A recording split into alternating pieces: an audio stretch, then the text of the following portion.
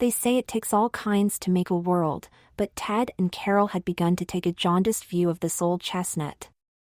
They had arrived at a corollary of startling directness and simplicity. Certain types of people can make life a real bitch for the rest of us. Engineering manager Carol and engineer-physicist Ted worked at Optical Design Inc., a small high-tech company located in a Chicago suburb, which produced lens system designs for optical instruments used in industry and for products such as microscopes, CD lasers, and video cameras. Carol was a masculine type of female, almost 6 feet tall, assertive, even tough, when need be, but at the same time liked and respected by everyone for her fairness, integrity, and business savvy.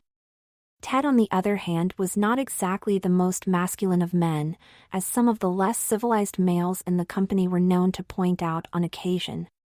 Single, 5'8" and skinny with long straight hair, usually in a ponytail. Looked more than a bit girlish. A perfect target for the recreational jibes of Joe Kramer, the sales manager, a fellow with a mouth, together with quite another part of him, that set him indeed apart from the crowd. A guy who might be considered a combination of Don Rickles and Don Juan. He brown-nosed his boss but treated everyone else like trash. Rumor had it his romantic achievements included a broken engagement in the typing pool, and a home wrecking somewhere further up the organization. Joe was married. One might suppose Joe could be called a sexist pig, but actually he was an equal opportunity pig. Let engineer Ted betray the slightest indication of shortcoming in an area of endeavor not connected with technical matters, and a snide innuendo from Joe could never be far behind. To cite just one of the milder examples, last year the country club committee assigned Joe and Ted to the same foursome in the company teen golf outing. This decision seriously threatened Joe's chance of winning the prestigious, at least in Joe's eyes, Connor Trophy, 2 of which already adorned his mantle at home. The outing was intended to be an interlude for relaxation in the fresh air and great outdoors. Instead, the entire day was unpleasantly peppered with Joe's conspicuous moans and groans, his undisguised contempt at Ted's hooks, slices, and other assorted deft shots. Unfortunately, these varieties of shots were almost as abundant as the dandelions in the meadow adjoining the 9th fairway. During post-round refreshments at the clubhouse, having done a bang-up job of impairing his colleagues' enjoyment of the afternoon, Joe undertook to up the ante. Now, generally speaking, the imbibing of alcohol sedates 9 out of 10 people and transforms the remainder into a jackass. At this point, the reader surely requires but one opportunity at guessing number 10's identity. One morning on coffee break, the conversation somehow turned to the alleged hard time women have in the world. To say that this topic was tailor-made for blowhards is surely the understatement of the 21st century. Joe rolled his eyes to the ceiling. Oh boy, here we go again. You have things easy, you get all the breaks. Preferential hiring, quotas, all this political correctness nonsense. Government handouts of every imaginable kind, he emphatically told Carol and her secretary Betty.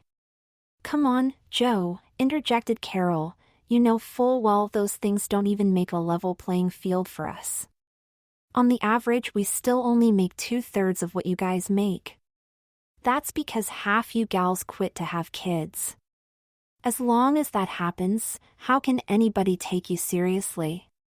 Now it was Carol's turn to roll her eyes in disgust. Just as the discussion was about to explode in acrimony, Ted chimed in. Being the analytical type, he hypothesized that the whole controversy is a grass is greener on the other side of the fence kind of thing. Each sex sees the other as having the better deal in life. It's sort of like relativity. What you see depends on your frame of reference. Ted could never resist a physics analogy. Then Joe, we can always count on you, Kramer proudly stepped forward with one of his patented zingers. Typical Teddy, afraid to take sides. Speaking of sides, are you saying you can see both sides? What does that make you? With these profound observations, the women were momentarily taken aback, then ventured into the fray once more. Betty was the first to speak up. Okay guys, prove your point. If you think being female is such a lark, how about let's see you wear pantyhose, a bra, a skirt, and high heels for work and see how you deal with it. Ha. Forget it. No way in hell. Joe guffawed. Ted felt he had to make a token show of resistance. That's a pretty serious challenge, there better be a serious payoff, Carol. I don't do nuttin' for nuttin', as they say in Chicago politics. Ted could be blunt and down to earth when he felt like it. How about this? I will take you out to dinner at restaurants of your choice for a whole week if you do it. Carol knew Ted's weaknesses well. Since it was a small company with visitors rarely showing up, and at any rate, the company had a well-deserved reputation for zany but harmless practical jokes perpetrated by employees and management alike, Ted rationalized it just might be worth dressing up to get some time alone with Carol, on whom he had something of a crush.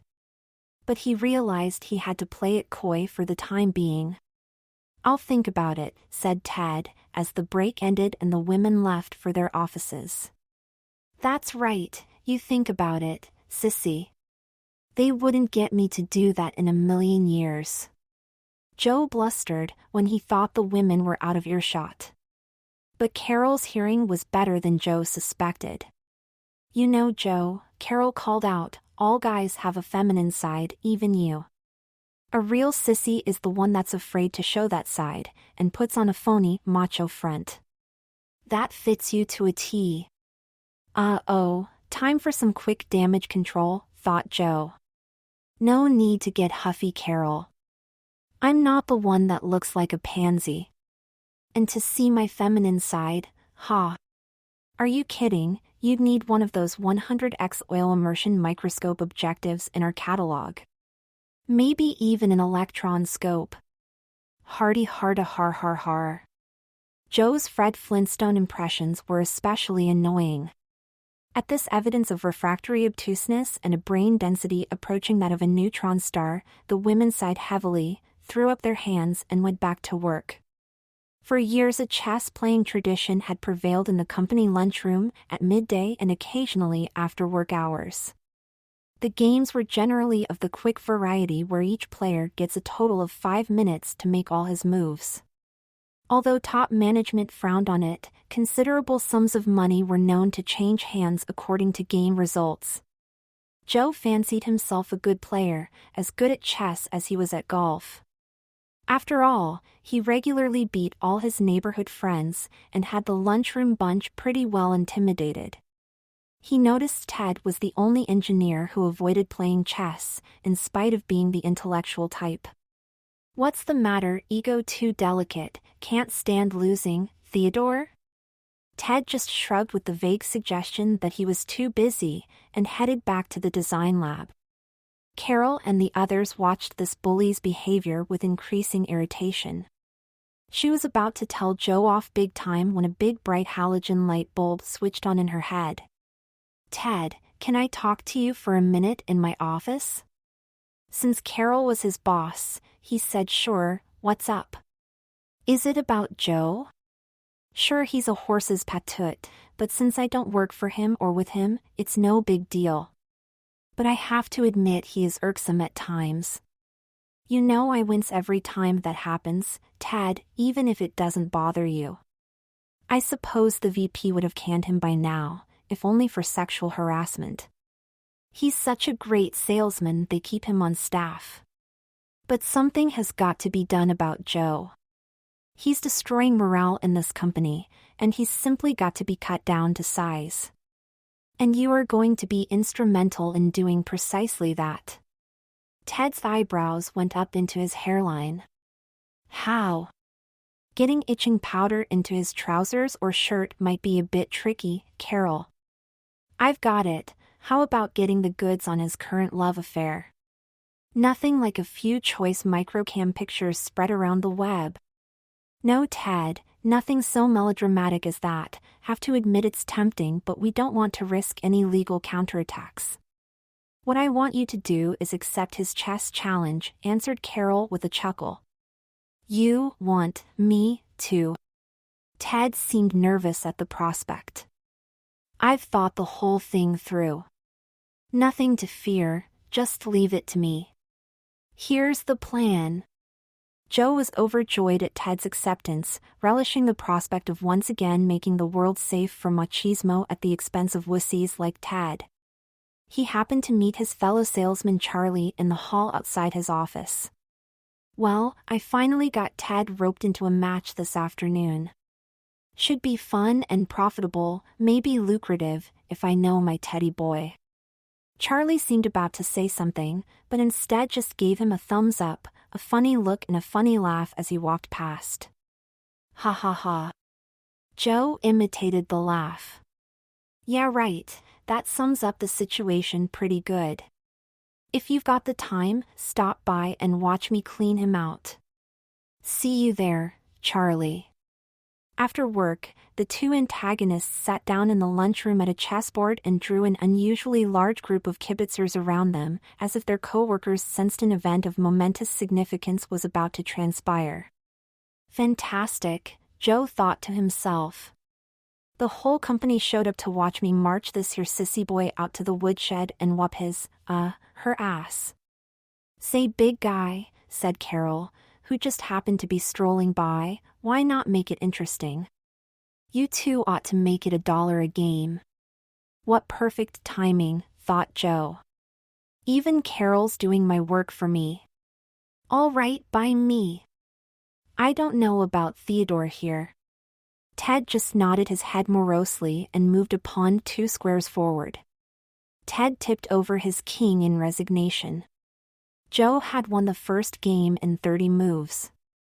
Not a walkover, but undeniably a victory. $1, please, he spit out in his supercilious, condescending way, sticking out his hand palm up. With a long face, Ted pulled out a bill from his wallet and laid it on the table. Now Joe, flushed with confidence, went for the jugular. "Hey Teddy boy, this $1 stuff is too boring. Why not let's double each game, $2 next game, for the next and so on, till one of us quits." "What's the matter, you scared?" Ted looked worried but finally said okay. Joe gathered the chess pieces, set them up on the board, and reset the special clock. Actually, it consisted of 2 clocks, one for each player, mounted in a single housing. There followed a second and a third game with similar result, won in 38 and 27 moves respectively. With effort, Joe kept his inner exultation under control, not wanting to spook his opponent prematurely.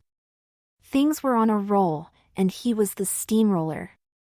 The fourth game? The fourth game was different. Something about the atmosphere had subtly changed. At first Joe thought it was a fluke, that he had simply been distracted by the spectators and had lost his game form temporarily. Soon after he noticed he had run out of cash and was reduced to writing IOUs, but that dauntless bravado born of excess testosterone, which had served him so well in the winning ways of his life, kept him doggedly plugging away like the true competitive wood-pusher he was. All he had to do, he knew, was to win one game and he would be even money again, right back in the match. Piece of cake. A couple of losses later, the worrying notion passed through his mind that Ted might be cheating by somehow receiving directions from someone, or perhaps a computer, but there was no sign of earphones and Ted had kept his eyes riveted to the chessboard throughout. Was it only Joe's imagination playing tricks on him, or did his opponent actually seem to grow slightly stronger with every game, as if he were merely warming up? When Joe finally realized the truth, it was way too late to do anything about it. Well, to make a long story mercifully short, 3 hours and 14 games into the match, Joe's face was as red as a fire truck and his bank account was severely ravaged, to the tune of $16,369. The undiminished crowd? In full throttle, braying with laughter at the by now monotonously dull conclusion of game after game in which Ted methodically and relentlessly crushed Joe's positions as if Ted was a giant python and Joe a defenseless rabbit. The outcome was always the same, a horrific, lopsided blitzkrieg, like Hitler's dive bombers obliterating some hapless little country from the face of the earth. As the farce went on, it got even more pathetic as Joe lost his nerve completely, making almost random moves. We might forgive a perceptive observer for concluding that nothing less than a death wish of Nietzschean proportions lured Joe on, hurtling forward to his impending doom. Even the normally taciturn Ted got into the spirit of things. He leaned forward and whispered to Joe. "Gosh, maybe I shouldn't be playing with you, Joe. I could pick up some real bad chess habits." At this, Joe became more flustered than apoplectic. "But then I guess the reward makes it worthwhile, right, Joe? A few more and I should be able to make a down payment on that hot Porsche I've had my eye on, and perhaps now is the time to upgrade to a 1.5 GHz workstation with a nice 20-inch flat active matrix LCD monitor for my den. After all, it's the new millennium, right? I can keep up with the latest advances and help support our country's economy at the same time. Don't you think that's a good idea, Joe?" At long last, Joe gave up, covered his face with trembling hands and broke down sobbing like a wiped-out.com stock speculator. "Geez, I'm flat busted. Broke," he wailed. To add insult to injury, Joe realized that no one, not a single solitary one of his colleagues in the company, had seen fit to warn him of the disaster that had lain in wait for him. Oh, the excruciating embarrassment of it all, to be taken for a sucker, to be skinned alive and devoured by the oldest shark's trick in the book. The crowd cheered Ted as he stood and took a modest bow. Carol made her way through the spectators to the front, pulled up a chair and planted herself right next to Joe. My, what have we here, a man bites dog story? Poor baby. You didn't bother to find out, she mocked in a parody of Joe's own inimitable style, why Ted stayed away from the games, and you fell right smack into our little trap, Joe. It didn't occur to you that the other players might have shunned him because of, how shall we put it, an excessive skill level, or more likely that Ted simply didn't feel challenged by our little noontime amateur hour? You weren't aware that Ted holds his own with our Pentium 450 running Chess Genius version 5 software? They tell me it's Grandmaster strength, just a notch or two below Kasparov the world champion. So you big boob, you waltzed right into an industrial carbide blade circular saw and got ripped into itsy-bitsy bloody shreds. As you can see, we all had a terrific time watching you get your butt thrashed, but the fun isn't over yet. Oh no, it's just the beginning. Joe cringed visibly at this ominous statement. Then the boom fell. Joe, I think Ted might forgive your debt if you agree to do something for all of us. Ted instantly lost his mirthful expression and almost glared at Carol. Everyone, over the past few months and much discussion of the question of who might or might not be the real sissy in our midst, I tell you here and now that the fog of mystery has lifted and we are about to discover the truth of this matter. We're about to find out who the real sissy is here. Continued Carol. What? Snuffled Joe. Betty brought forward a paper shopping bag and set it down in his lap. Joe took one glance inside and recoiled as if he had seen his own death. Frilly lingerie? A petticoat? Panties? A bra? A skirt? And most lethal of all these terrifying items, 5-inch high heels. No, not that, roared Joe. Oh yes, Joe, it's either this, or all of us will make very certain that you pay Ted your $16,369 debt in full. Every last cent. If need be, we'll accompany you to your bank and stand guard while you make the withdrawal. Better think about that, Joe. You've got 5 minutes before we start dressing you up as a sweet little teeny girl, Josephine. Nice name, that. Carol paused for effect, nudged Joe with her elbow and spoke directly into his ear. And don't worry, we made sure everything is in your size. The employees of OD Inc. had never beheld such a spectacle in all of their illustrious history. A spectacle notable not only for its rare and exceptional nature, but for health hazards, too. Some of those present, of weak constitution, experienced temporary breathing difficulties induced by uncontrollable laughter.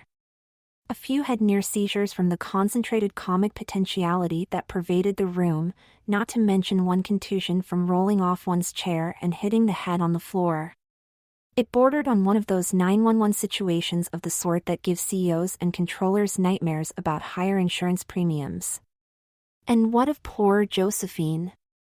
The former Joseph Kramer, high-powered sales manager, never to be taken seriously again in his entire life?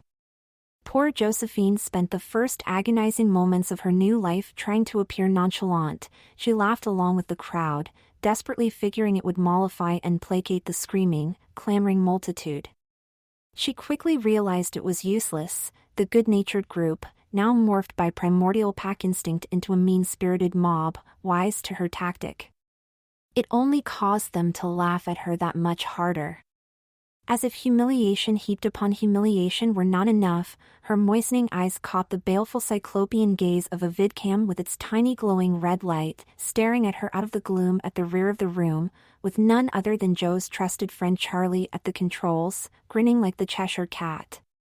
Josephine gave up and lowered her head, her face crumpled and she began to cry, as the merciless hooting from all those whom Joe had insulted and offended through the years battered her ears with shame. Paper spitwads and stale donuts pelted her. Rhythmic chants of sis sy, sis sy, sis sy reached out and touched Josephine, struck her like brickbats. Louder and louder came the abuse above the tumult, then. At this point, in the interest of decorum and decency, we shall draw a curtain on these proceedings. Fade to black. Next day Ted and Carol sat in her office discussing the recent events. Ted, you were incredible. You reminded me of Spencer Tracy beating the stuffings out of the villain in Bad Day at Black Rock. Said Carol with awe in her voice. And to think that I felt guilty about all that time I wasted playing computer games, replied Ted with an ironic self-deprecating smirk. Somehow Ted trusted Carol. He felt his shyness evaporate and amazed himself by speaking freely. Remember when Joe asked if I could see both sides? I know he meant to make fun of me. What he implied was that I had both sexes, both genders living inside of me. Strange as it is to admit it, he was right. And when Josephine came slunking out of the washroom dressed in female clothes, mincing along on those wicked heels, on the surface I enjoyed the show and laughed along with everybody else, but in a way, deep down, I felt envy. For a long moment, Carol gazed at Ted and considered her reply. Ted, I have known for a long time that you are very special. You are not afraid to be yourself. And I like that. Ted spent the next few moments controlling an emotional surge. I think you're very special too, for understanding, said Ted, as his eyes misted over. Carol looked at him expectantly. And for being one heck of an attractive chick, and I like that, added Ted with a Groucho Marx stage whisper and an imaginary Groucho cigar. Carol laughed, and then actually blushed. They looked each other in the eye for several seconds. Finally Carol spoke in a low voice. Now Ted, don't take this wrong. I would never do anything to hurt you. Ted looked quizzically at her. But I love that special side of you and I'd really enjoy seeing you dressed as a woman. I mean at my place, not here. She put special emphasis on the word really. Ted beamed a smile a light year wide at her. Carol felt relieved that she had not offended him. I would like that. I would love so very much to dress up for you, said Ted, joy overpowering any trace of reticence in him. As it turned out, Ted and Carol liked each other a lot.